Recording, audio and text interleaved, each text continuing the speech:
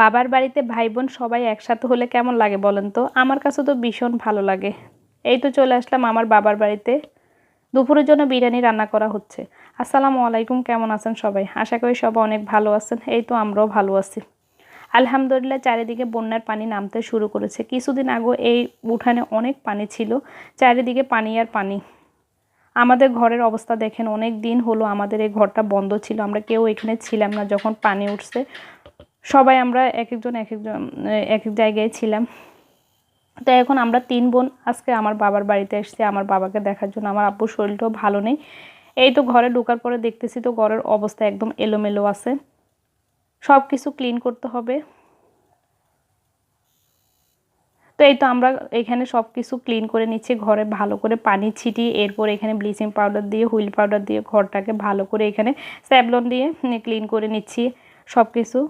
আজকে দুপুরের জন্য একদম সিম্পল রান্না করব, শুধু বিরিয়ানিটাই করে নিব। তাই আমার বোন এখানে বিরিয়ানিটা করে নিচ্ছে। আর আমার বোনের হাতের বিরিয়ানি খেতে অনেক ভালো লাগে, একদম অল্প মশলায় কীভাবে সেই বিরিয়ানিটা করে নিতে পারে আমার কাছে ভীষণ ভালো লাগে। তার হাতের তরকারি দেখা যায় যে বিয়ের আগে এত কাজ করতে পারতো না, আর বিয়ের পরে দেখা যায় যে এখন অনেক কিছু সে একা একাই মেনটেন করতে পারে।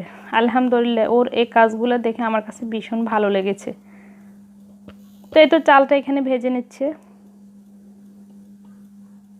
আজকে যদি আমার মা থাকতো তাহলে দেখা যায় যে আমরা 3 বোন আসা উপলক্ষে আমার আম্মায়ে রান্নাবান্না করে আমাদের জন্য রেডি করে রাখতো। তা আমাদের তো আর করতে হতো না। এখন যেহেতু আমার মা নেই, আমাদেরকে আমাদের কাজগুলো করতে হবে, হোক সেটা শ্বশুর বাড়ি হোক সেটা বাবার বাড়ি।